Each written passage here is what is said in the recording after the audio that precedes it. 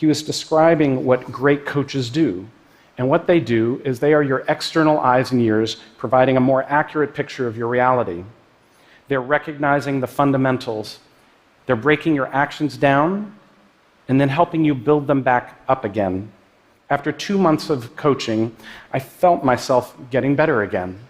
And after a year, I saw my complications drop down even further. It was painful. I didn't like being observed. And at times I didn't want to have to work on things. I also felt there were periods where I would get worse before I got better. But it made me realize that the coaches were onto something profoundly important.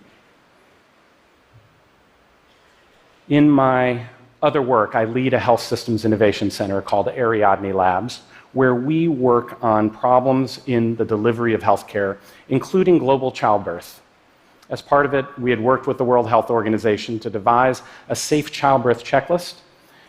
It lays out the fundamentals, it breaks down the fundamentals, the critical actions that a team needs to go through when a woman comes in labor, when she's ready to push, when the baby is out, and then when the mom and baby are ready to go home.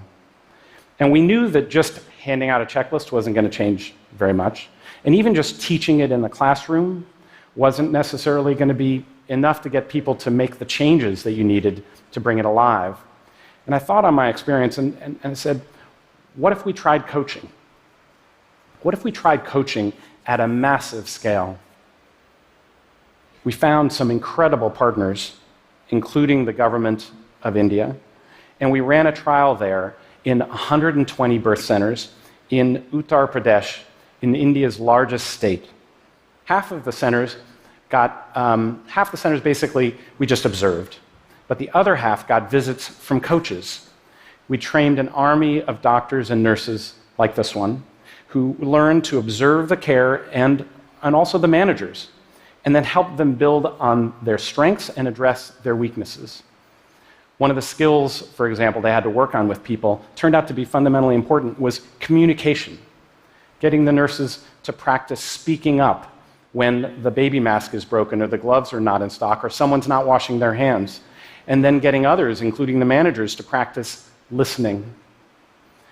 This small army of coaches ended up coaching 400 nurses and other birth attendants and 100 physicians and managers. We tracked the results across 160,000 births.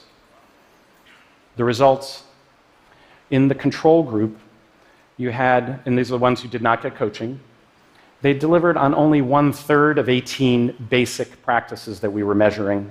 And most important was over the course of the years of the study, we saw no improvement over time. The other folks got 4 months of coaching and then it tapered off over 8 months. And we saw them increase to greater than 2/3 of the practices being delivered. It worked. We could see the improvement in quality. And you could see it happen across a whole range of centers. It suggested that coaching could be a whole line of way that we bring value to what we do. That this, you can imagine the whole kind of job category that could reach out in the world and that millions of people could fulfill.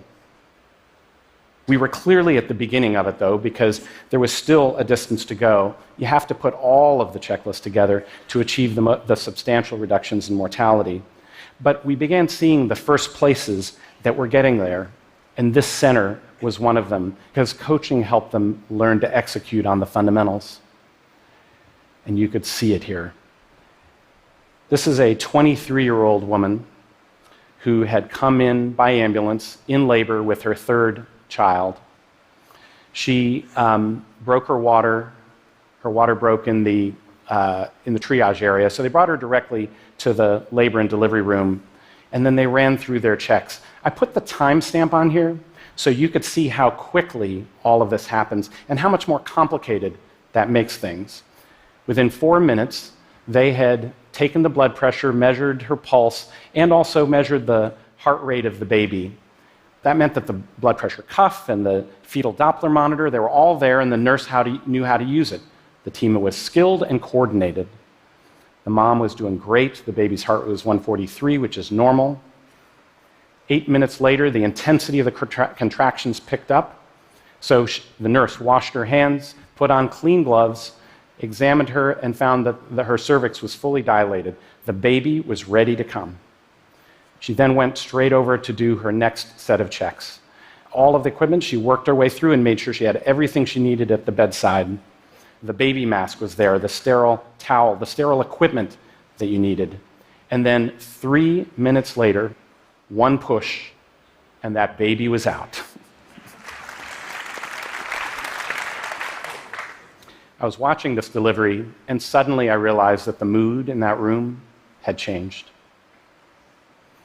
The nurse was looking at the community health worker who'd come in with the woman because that baby did not seem to be alive. She was blue and floppy and not breathing. She would be one of that 1 in 20. But the nurse kept going with her checkpoints. She dried that baby with a clean towel. And after a minute, when that didn't stimulate that baby, she ran to get the baby mask, and the other one went to get the suction.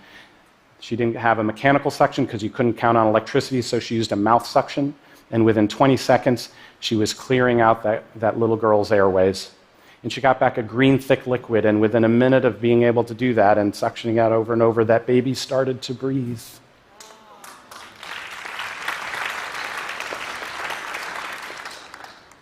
Another minute, and that baby was crying. And 5 minutes after that, she was pink and warming on her mother's chest, and that mother reached out to grab that nurse's hand, and they could all breathe. I saw a team transformed because of coaching, and I saw at least one life saved because of it. We followed up with that mother a few months later. Mom and baby were doing great. The baby's name is Anshika. It means beautiful.